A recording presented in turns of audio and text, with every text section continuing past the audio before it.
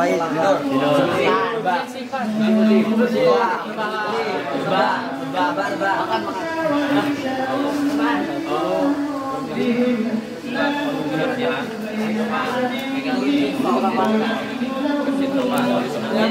Kayak kalian tuh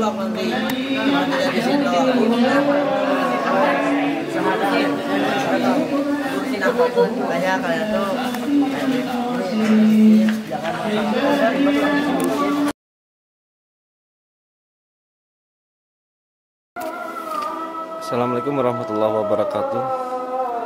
Selamat pagi pemuja selimut. Kali ini kita akan melakukan liputan khusus di Pondok Pesantren Tahfidz Al-Huda atas kedatangan Ustadz Al-Mukarram Abdus Somad.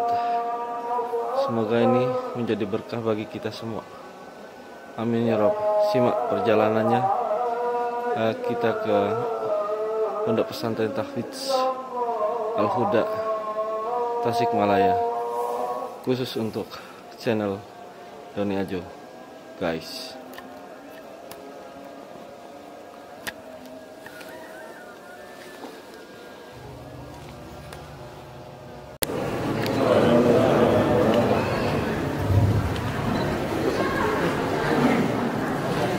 Ahlan wa sahlan Ustaz. Ahlan wa sahlan untuk Ustaz Al-Mukarram Ustaz Abdul Somad. Semoga Allah Subhanahu wa taala senantiasa menjaganya. Semoga Allah Subhanahu wa taala senantiasa memberikannya kesehatan dan keberkahan. Baik, di sini ada beberapa nama yang insyaallah saya sebutkan untuk mendampingi Ustaz Abdul Somad di atas panggung. Yang pertama Ustaz Asep, alhamdulillah sudah ada. Yang kedua Dr. Mahmud, dipersilahkan, sudah ada, alhamdulillah.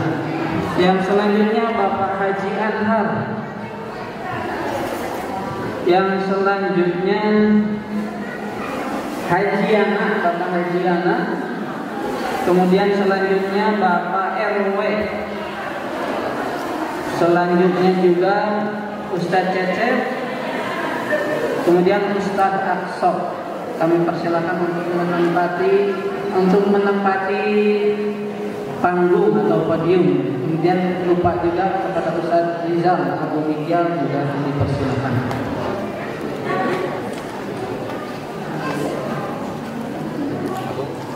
Baik, insya Allah kita menginjak acara ini ya, yang sudah ramah kita nanti. Kita langsung saja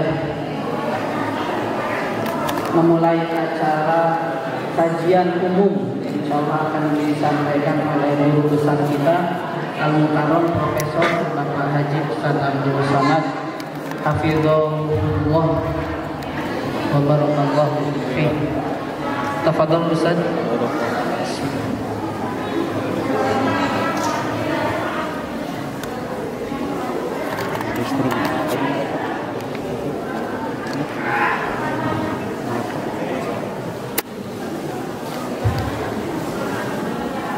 Bismillahirrahmanirrahim. Assalamualaikum warahmatullahi wabarakatuh. Alhamdulillah wassalatu wassalamu ala Rasulillah wa ala alihi wa sahbihi wa man tabi'ahu wa mawala. Subhanaka la ilma lana illa ma 'allamtana innaka antal alimul hakim. Rabbi shrah li sadri wa yassir li amri wa hlul 'uqdatam min lisani yafqahu qawli. Yang saya hormati para kiai, para ajaran, alim ulama, bapak ibu guru, wali murid, hadirin hadirat, santriwan santriwati yang dapat saya sebut satu persatu. Insyaallah kita semua dimuliakan Allah Subhanahu wa taala. Amin ya Allah. A'udzubillahi minasyaitonir rajim.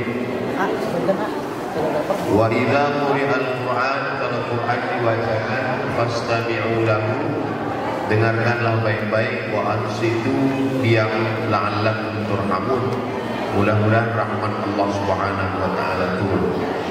Sedangkan mendengarkan bacaannya saja rahmat turun, apalagi kalau sampai menghafalnya. Yang paling rendah, level paling bawah adalah mendengar. Oleh sebab itu anak-anak kita sebelum mereka menghafal Quran, dia mendengar dulu. Dia dengar bagaimana makharijul huruf, ada taksin, ada idgham, ada ikhfa, ada qalqalah, ada gunnah, ada bila gunnah. Bagaimana melafazkan nun mati, nun sukun ketemu dengan qaf, min qaf, ada qalqalah sughra, ada qalqalah kubra. Tabbat yada abi lahabin wa tabb, ma aghna anhu maluhu wa ma kasab. Oleh sebab itu maka berawal pertama kali Al-Quran ini interaksi kita adalah mendengarkan bacaan. Setelah jelas makharijul huruf, karena tidak sama dengan bahasa Indonesia, dengan bahasa Sunda, bahasa Jawa, bahasa Batak, bahasa Bugis. Al-Quran ini ada matnya, ada panjangnya, ada pendeknya. Kalau tidak sesuai panjang pendeknya, maka berubah maknanya. Rubbatalil Quran wal Quran yang ada. Berapa banyak orang yang baca Quran dilaknat oleh Quran. Dilaknat oleh Quran, ia kena berubah maknanya. La in syakartum la azidannakum. Lamnya pendek. Kalau kamu bersyukur, aku tambah nikmat. Tapi kalau dibacanya panjang, la in syakartum la azidannakum. Tidak aku tambah. Jadi maknanya kontras jauh sekali antara pasti ku tambah dengan tidak aku tambah. Sama juga seperti Yasin wal Qur'anil Hakim, innaka laminal mursalin. Kalau lamnya pendek, innaka laminal mursalin, sungguh engkau seorang rasul. Tapi kalau dibaca panjang malah mengatakan tidak, innaka laminal mursalin, kau bukan seorang rasul. Oleh sebab itu membaca Al-Quran mesti ada mat, panjang pendek yang tepat. Lalu kemudian dalam bahasa Arab ini ada huruf itu banyak sekali. وَلَنَبْلُوَنَّكُمْ بِشَيْءٍ مِّنَ الْخَوْفِ وَالْجُوعِ وَنَقْصٍ مِّنَ الْأَمْوَالِ وَالْأَنفُسِ وَالثَّمَرَاتِ وَبَشِّرِ الصَّابِرِينَ. 4. Anfusi وَالثَّمَرَاتِ وَبَشِّرِ الصَّابِرِينَ. Dalam satu ayat yang berdekatan 4 huruf, sa, sa, sya, so. Makanya dia mesti membacanya pelan-pelan dan membaca Al-Quran ini dengan suara. Ada juga orang baca Quran tak ada suaranya sama sekali. Dalam Quran disebut dia dengan qiraatul Quran. Qiraah artinya membaca. Beda kita misalnya baca koran atau baca WhatsApp enggak bersuara. Sudah tak ada suara. Baca Quran tidak gitu. A'udzu billahi minasy syaithanir rajim. Bismillahirrahmanirrahim. Lillahi ma fis samawati wa ma fil ardh. Wa in tubdu ma fi anfusikum aw tukhfuhu yuhasibkum billah. Jadi ada menahan nafas, ada melepaskan nafas. Ini perbedaan dalam membaca Al-Quran dengan membaca yang lain. Dan membaca Quran itu ada iramanya. Bahkan para qori-qori'ah kita memasukkan ada irama nahawan, jaharka, ras, soba, bayati. Nah ini semua mustaqim suratal ladzina an'amta 'alaihim ghairil maghdubi 'alaihim waladdallin. Amin. Tidak sah salat kalau Fatihahnya tidak betul. Pada waktu itu kita dengarkan bacaan Al-Fatihah.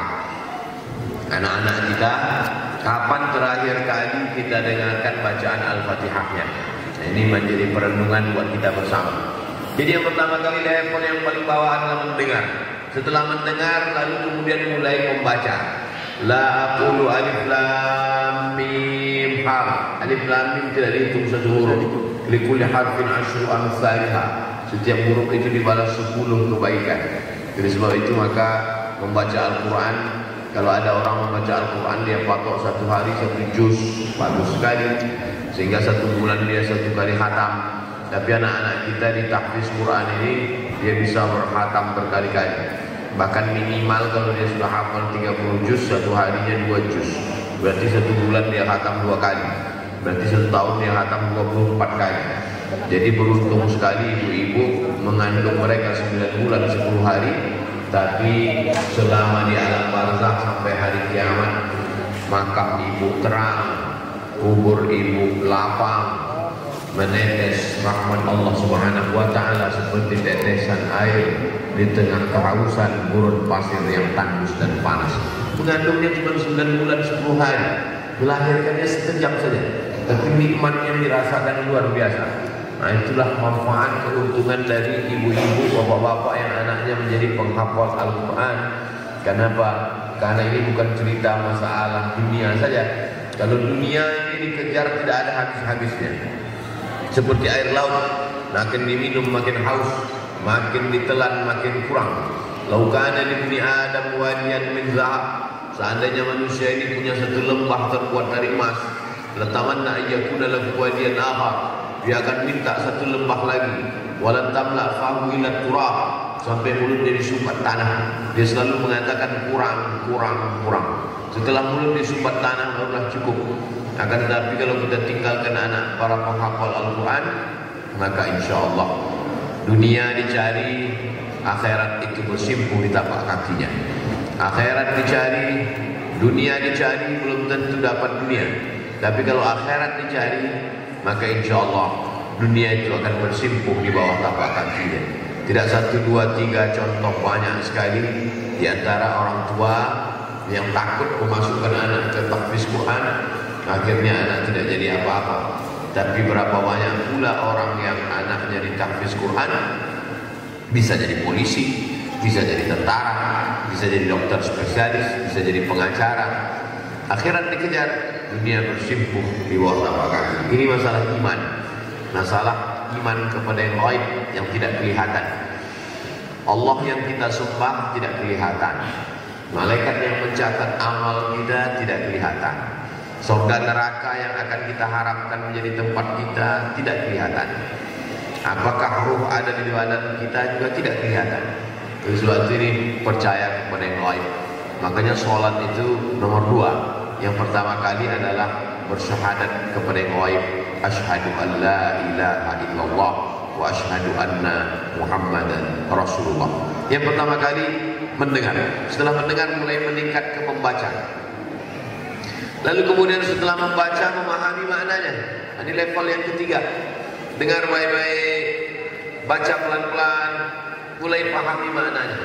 Belilah Quran yang ada terjemah potong-potong. Ya ayyuhai orang-orang allazina yang amanu beriman, ittaqu, takutlah Allah kepada Allah, haqqa tuqati, sebenar-benar takwa, wala janganlah tamutunna, kamu mati, illa melainkan wa antum, kamu muslimun, dalam keadaan muslim. Al-Quran dengan terjemah potong-potong, dengan ada asbabun nuzulnya, ada tafsirnya, ada tajwidnya. 4. Ada terjemahnya, ada asbabun nuzul, sebab kronologis turun ayat, ada tafsirnya, ada tajwidnya, idgham, ikhfa, qalqalah, gunnah, gunnah. Itu hanya sekitar 200.000. Padahal itu menyelamatkan kita dari azab Allah Subhanahu. Sementara ada belum lagi pakaian mahal. Padahal itu kalau mati meninggal dunia tinggal semua, hanya memenuhkan lemari saja. Ada orang yang untuk alas kakinya saja sampai 500.000. Sementara Quran yang menjadi alas dia dari azab Allah Subhanahu wa ta'ala. Ada pula yang punya Quran mahal bagus tapi tidak pernah dibuka seumur hidup. Dimasukkan dalam peti kotak kayu jati, dipaku 4 pojok, disimpan di lemari kaca, lemarinya di dalam ruang tamu, kuncinya pun hilang. Na'udzubillah. Oleh sebab itu maka ini menjadi bekal kita menghadap Allah Subhanahu wa ta'ala. Yang pertama mendengar. Dari mendengar mulai naik meniru, Lalu setelah setan, kenapa? Karena dalam kepalanya ada Al-Quran. Dulu ketika para penghafal Quran itu datang ke rumah kami, maka dibawa ke ruang tamu, dibawa ke dapur, dibawa ke kamar, dibawa ke tempat-tempat. Untuk apa? Untuk mengalap barokah, mengambil barokah para penghafal Quran. Karena penghafal Quran ini di dalam mulutnya itu Al-Quran, dalam kepalanya Al-Quran, dalam hatinya Al-Quran. Amalan kehidupannya Al-Quran sehari-hari, nafas hembusan nafasnya Al-Quran, dalam pikirannya Al-Quran, keberkahan yang diberikan Allah SWT. Kertas ini kertas biasa, tapi begitu Al-Quran dituliskan di kertas ini, maka haram kita menyentuhnya kalau tidak berwudu. Kertas ini kertas biasa, tapi kalau sudah dituliskan Al-Quran, siapa yang menjatuhkannya ke lantai, menginjaknya, maka halal darahnya untuk ditumpahkan, karena dia berarti sudah menghina Islam. Oleh sebab itu, kertas yang biasa ketika dituliskan Al-Quran menjadi kertas yang luar biasa. Malam itu malam yang biasa saja, malam Senin, malam Selasa, malam Rabu, malam Kamis, malam Jumat, malam Sabtu, malam Ahad. Tapi ketika malam itu turun Al-Quran, maka malam itu berubah menjadi malam yang lebih baik daripada 1000 bulan. Inna anzalnahu fi lailatul qadr wa ma adraka ma lailatul qadr. Lailatul qadri khairum min alfi syahr. Gua itu biasa saja, hanya lubang batu di atas bukit saja.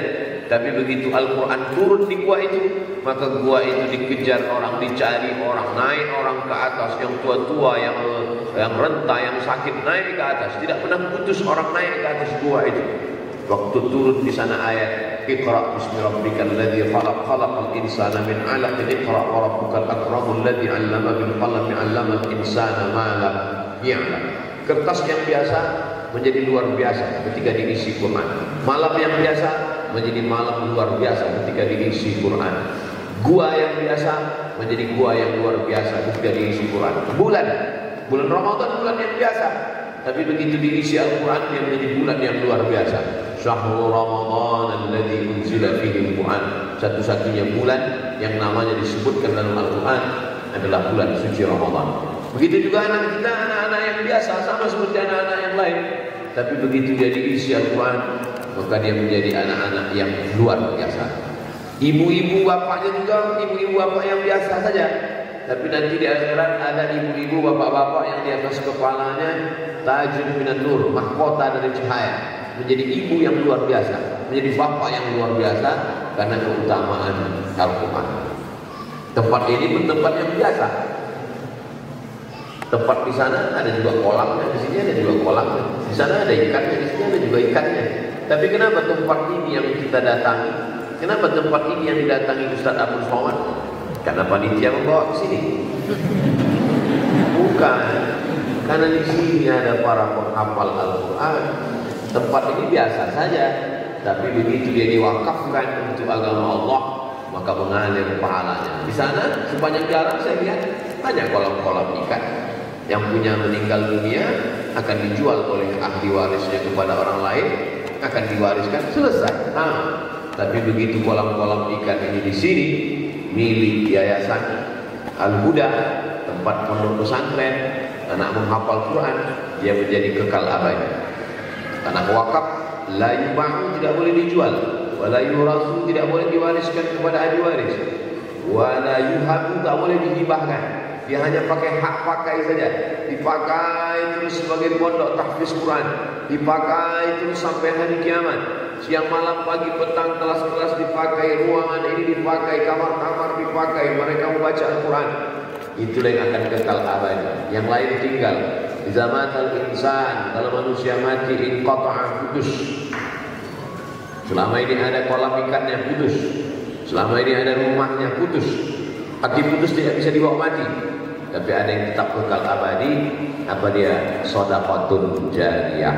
Shadaqah jariyah. Benteng terakhir bangsa Indonesia untuk menyelamatkan anak-anak dari narkoba, LGBT, pacaran, pergaulan bebas, perbuatan maksiat, zina. Tidak ada benteng terakhir kecuali pondok pesantren. Makanya kalau masih ada pondok pesantren, selamat negeri. Tasikmalaya masih selamat karena memang negeri 1000 pesantren, 1000, sejuta santri, berjuta-juta santri. Kalaulah pondok pesantren ini sudah roboh tumbang, innallaha lam yaqbidul ilma intiza'an. Allah tidak mencabut ilmu itu seperti mencabut pokok kayu, tapi mencabut ilmu itu biqabdil ulama, meninggal ulama, meninggal kiai, meninggal ajengan, meninggal tuan guru, meninggal mereka belum tentu tergantikan.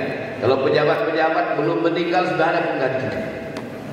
Penguasa, pengusaha meninggal hari ini, besok sudah muncul. Tapi ulama begitu dia meninggal dunia, sampai hari ini tak ada penggantinya.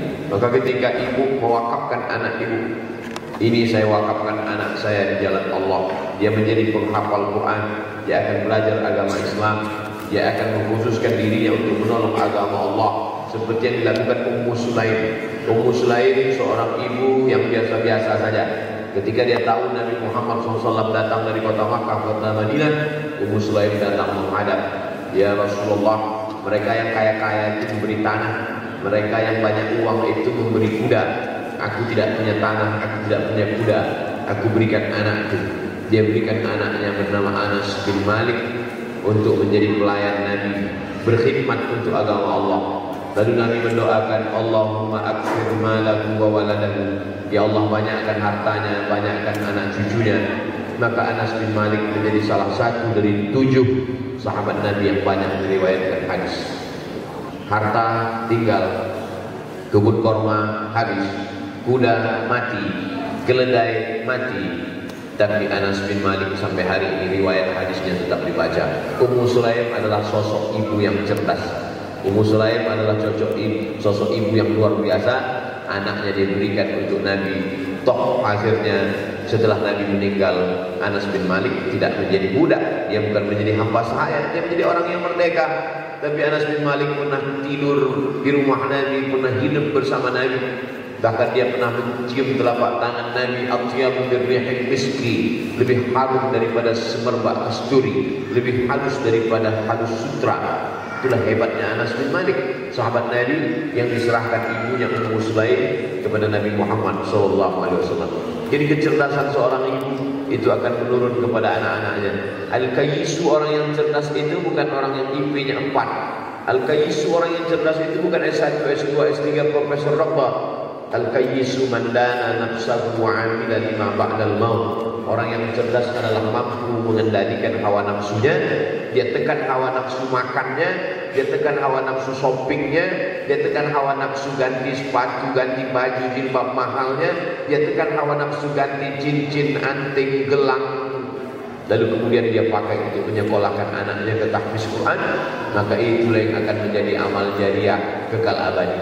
Adapun yang lain akan hilang, binasa, lapuk seperti tanaman, menghiang, berubah menjadi kuning, lalu kemudian menjadi layu, hancur, berkesan, tak bermakna. Tapi pondok pesantren kamasali habbah, seperti satu biji, ambatat sab'an sanabil, tumbuh 7 cabang. Wa fi kulli sumbulatin mi'atu habbah, dari satu sabang ada 100 biji. Dari satu butir tumbuh 7 cabang. Dalam satu cabang ada 100 biji. Wallahu yudha'ifu liman yasha.